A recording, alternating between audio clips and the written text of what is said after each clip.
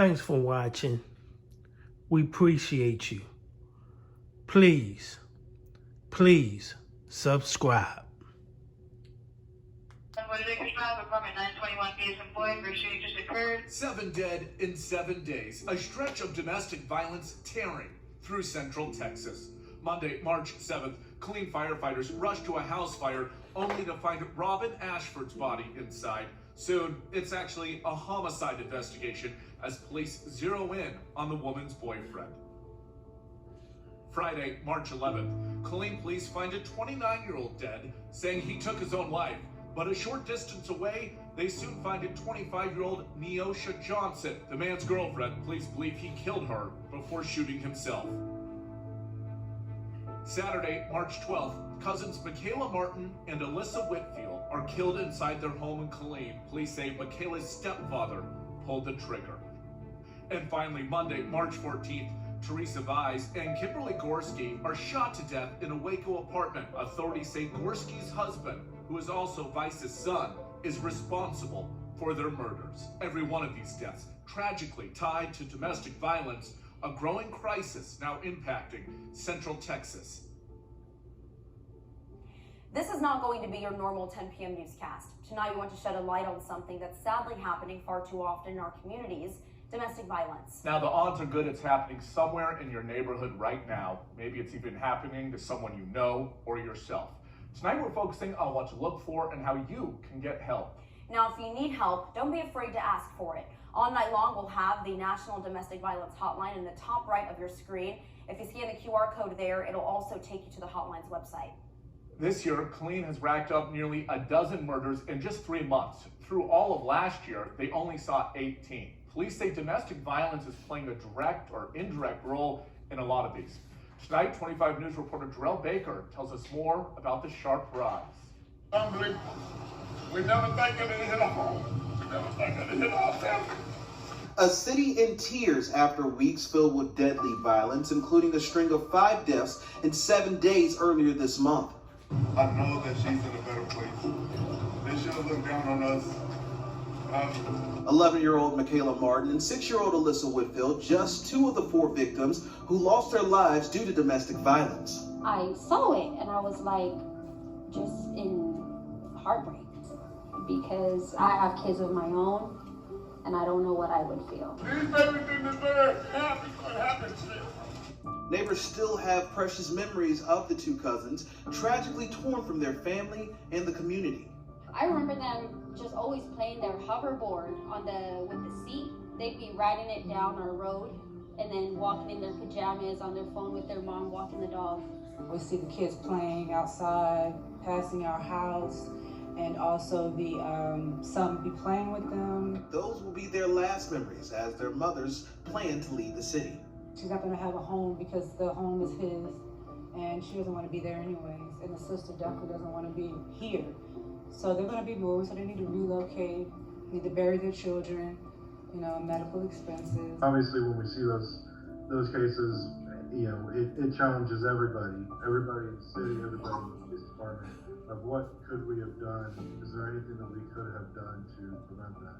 Killeen police confirmed they received 19 calls for service at the victim's home since 2017, leading many to ask why the police didn't step in sooner. Sometimes there's actions that can be done by the police, sometimes there's not actions that can be done because it's not a criminal act. 2 people arguing is not necessarily a criminal act, and when it becomes physical, that's when it becomes criminal. Sergeant Neil Holtzclaw with the Violent Crimes Unit says police officers try to step in and mediate domestic situations, but until a crime happens, their hands are tied. Unfortunately, with the domestic incidents, it has caused a significant rise in the homicide rate here in Killeen, and it is something that we're definitely working to combat. Holtzclaw says they offer victim services to help those in domestic situations. I know a lot of times people don't want to report to law enforcement, but we do have a victims liaison that they can call and speak to, and it doesn't have to be to law enforcement, it can be to them. Susanna Amore with Families in Crisis says oftentimes victims are afraid to speak up in fear of what may happen to them or their kids. With that, the most important thing is not to try to tell them what to do. because no one knows better than that survivor what that batterer is capable of. And you might be giving them advice that might create the situation to escalate. Most people in domestic violence situations hide their feelings, their pain, and their suffering when in public. Amor says it's important to be a listening ear and create a safe space for them to speak up.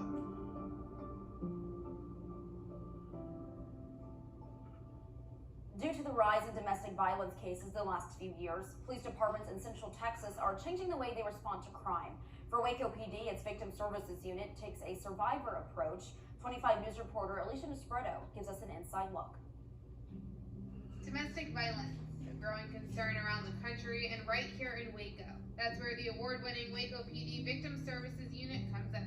We are a resource for victims and witnesses of crime. They visit with an average of about 600 victims in person each year, plus an additional 1,500 phone calls. Now, of those numbers, about a quarter of them do deal with domestic and family violence. It happens with your neighbors, with your coworkers. You may not always know about it. Your victims typically are afraid to speak out. There's a safety concern.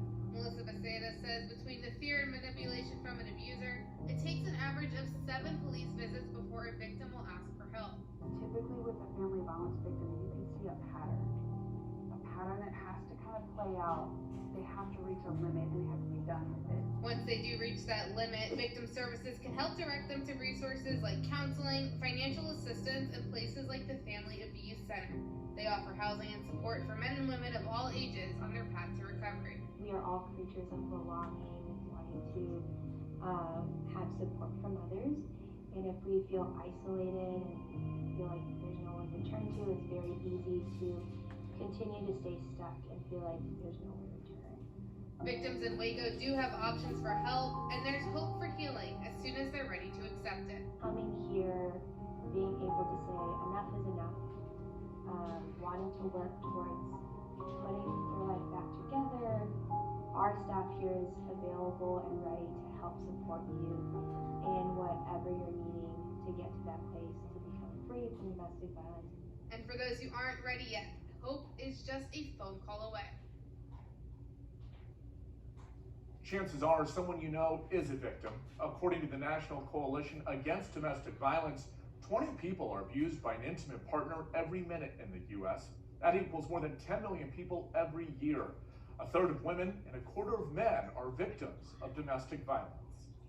It is not just the big cities that are noticing and talking about domestic violence more recently. Rural areas know the pain all too well. Out in Coryell County, one Gatesville group is staying silent. No more. Main Street in Gatesville looks a lot like it did years ago. But small towns can hide big problems, and that's something Righteous Roots is trying to fix in rural Texas. A terrifying situation. Whenever it does happen, oftentimes we don't realize that we're in an abusive situation. Melanie Webb and Gladys Wittenberg are the driving forces behind Righteous Roots Crisis Center, a domestic violence outreach post. We realized the need whenever we went through our own crisis. There was not a lot of resources available, how common abuse is. The women are survivors themselves. When the center first opened 4 years ago, it was because they knew firsthand the limited resources available in more rural parts of the state, where what happens behind closed doors tends to stay there. Places to go, ways to make money. Oftentimes women have children with them, and they have been solely supported by the male in the house. The organization typically helps 60 to 75, mostly women, at any one time. There are also classes that focus on addiction, parenting, and even marriage counseling. But helping women find a path out of abuse and down a different road towards survival and a fresh start is what hits close to home. We are navigating the waters like they are. Even though we've navigated the biggest part of what we went through, there's still so much to navigate. Yes, there's no doubt the community embraces the larger mission here. We couldn't do what we do without the support of our community. There's broken people everywhere. There's abused people everywhere. Helping to break the silence surrounding that other pandemic, abuse. One misconception when it comes to domestic violence is, why don't victims just leave? You don't blame a victim for going through what they're going through, because you don't even know how it is to try to get out. When we return, why leaving a violent household isn't always that simple. Plus, we'll be talking with the director from the Waco Family Abuse Center about the impact this is having in our community. Sakaira Young, her mother says she lost her life at the hands of her boyfriend back in 2020. 25 News reporter Angela Lemparski sat down with her to talk about her daughter and why she wants to change the way we talk about victims. Prom photos are supposed to bring a smile to most mothers' faces. Her prom picture that everyone sees with her in the white dress, you know, she looks like an angel. But for LaToya Wells, this photo of her daughter, Sakaira Young, brings pain. Because I'm already knowing she didn't show up for prom. She showed up for pictures, but she didn't show up for prom because she was calling her phone and making threats for her to come home. Sakaira's mother says she was trapped in a violent, abusive relationship with her high school boyfriend for 3 years. I don't think she really realized it was like that until she was so far in. It was just so hard to get out of it. The then 21-year-old was killed just a year and a half ago. Her mother says it was while she was trying to escape. The ending Wells says most victims fear most. Right now, today, I would rather be talking to people about how my child got away, not about how she did it. Wells is now an outspoken advocate for domestic violence victims. She wants people to understand that victims often feel trapped and have no escape. It's not a smart thing to say, you know, she should have got out or she should have this. And no, the whole thing is, he shouldn't have killed her. Her daughter's alleged abuser and killer now in jail, awaiting trial. I'm not a person to sit and say I want someone's life to be taken. But in a situation like that, it's just so sad when the aggressor is the one that is still alive. And she didn't deserve to lose her life behind any of that. While she may not physically be here, Sakaira lives on through the Forever Young Scholarship Foundation created by Tracy and Keith Guillory. And just knowing that she wasn't able to continue on makes me want to work for her, especially of getting the scholarship. I felt happy, you know, that I could, in a way, carry on what she couldn't do. Wells knows that Sakaira's story is making a difference. That's what helps me, you know, get by. And hopes to help people better understand victims of domestic violence. Her name, you know, is not forsaken, you know what I mean? She'll always be remembered, and for good reason. Very powerful, Andrew. Thank you. Now, Sakaira Young's story is not unique when we talk about victim shaming. It's actually more common than you think. And tonight I have Samantha Dietzler. She is the Director of Development with the Waco Family Abuse Center. And Samantha, thank you for joining us tonight. This, of course, is a very important topic. And I want to first talk about common misconceptions. A lot of people think that for victims, it's easy to leave a bad situation, which really isn't always the case. So can you debunk this myth? I think the biggest thing about what creates the difficulty in leaving is often the isolation from families and friends, and then a lot of the times there are children involved as well. Over half the clients we have in our shelter are children. It could also be finances, just having a safe person to get them there, and things like that. So there's several factors, and also just general gaslighting and believing that maybe you owe your abuser something or things like that. It makes it more difficult for them to leave. And when we talk about domestic violence, a lot of people think physical abuse, but there are a lot of different types of violence that really fall under this umbrella. So can you tell me what those are and the signs associated?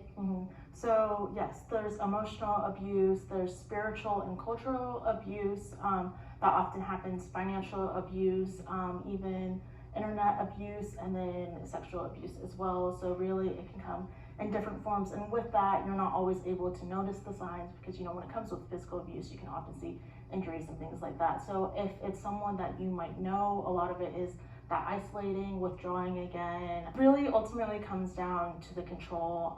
It is a little bit difficult when you're on the outside to be able to see that, but just controlling every aspect, whether that's what they do, what they wear, when they go out places, if they get to go out places, and things like that. And so now that we really know the types of abuse and some of the signs, this is something that can be deadly. So let's talk about that. Yes, so in 2020, there was 228 deaths in the Texas County, and that is in multiple relationships. It's not just men and women. It can also be with family violence, family members and things like that. And often those altercations can involve like using a weapon, strangling, beating and things like that. Okay. And so, you know, no one is immune to domestic violence. This is something that can affect anyone. Of course, women and children, which is common, but also the elderly and even men, which a lot of people don't really think about. Mm-hmm. Out of those 228 deaths in 2020, 40 of them actually were men. And then also in terms of LGBTQ plus relationships, because we hear so much about a heterosexual relationships where the abuser is male and female, a lot of the times people in these relationships who might not be in a heterosexual relationship don't believe that it's happening to them because we're so used to seeing this other relationship, and they're also already fighting bias and stigma throughout the relationships in general, so sometimes it's harder for them to realize that they're in a situation like that. Well, very, very good information. Thank you so much for being here. As I said, this can really make a difference, and I really hope that we can help someone out there who's watching this. Coming up next, how can domestic violence affect the biological makeup of the brain?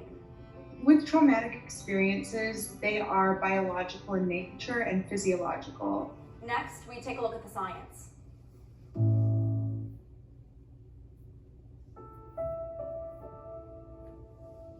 Welcome back to our 25 News Domestic Violence Special. If you're just now joining us, Samantha Dietzler from the Waco Family Abuse Center is here with us tonight discussing how domestic violence impacts our brains. So Samantha, science actually shows that recurrent abuse really changes the physical makeup of our brains. And so can you explain to me the issues or mental health problems that you see in victims that come to you?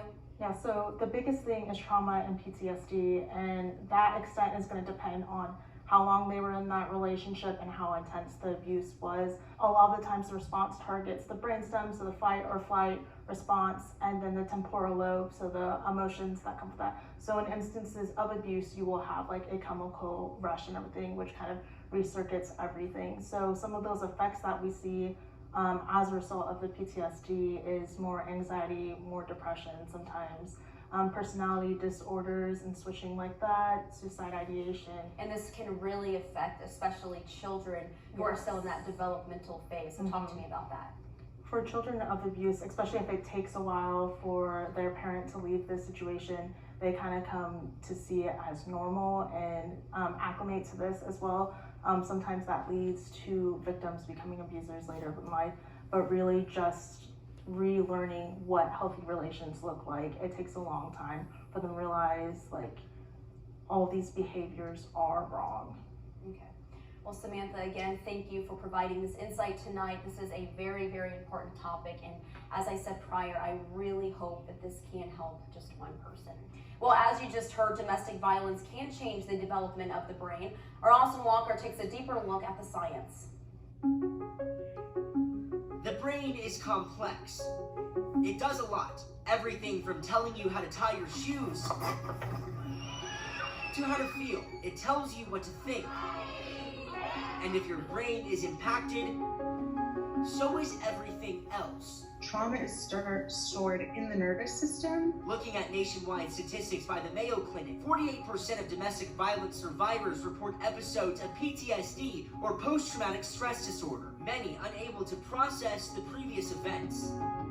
With traumatic experiences, they are biological in nature and physiological. Dr. Emma Church, a clinical psychologist in Waco, says during these experiences, the brain can be stuck in this state. With people with PTSD, oftentimes they are not able to access those higher level functionings. Behind me are two different brain scans. The one to your left is a normal functioning brain. Now, these two areas are called your temporal lobes, and this is your frontal lobe cortex.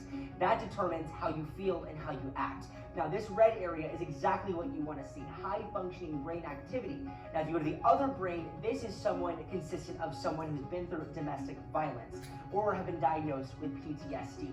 Now, limited to no red activity in your temporal lobes as well as your frontal lobe cortex.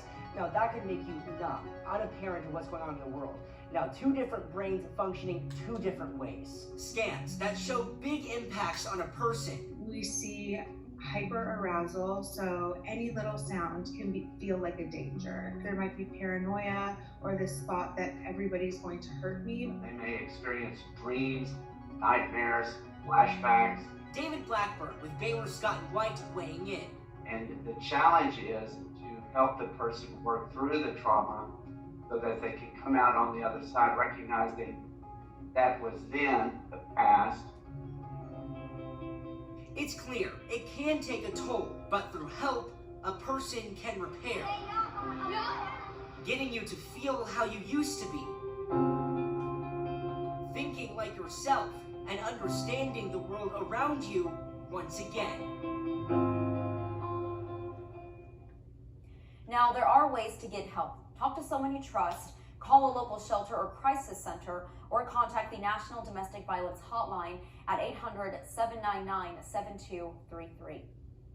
There are dozens of local shelters across Central Texas, and just to name a few, families in crisis in both Temple and Killeen, there are two numbers for them, 254-634-1184 or 254-773-7765. And the phone number for the Family Abuse Center here in Waco is 1-800-283-8401. And remember, if you are in immediate danger, don't be afraid to call 911. That'll do it tonight for our domestic violence coverage. Caleb Chevalier is up next with a look at your forecast. And Good Morning Texas is back tomorrow to kick off your day starting at 5 a.m. Thanks for joining us and have a good night.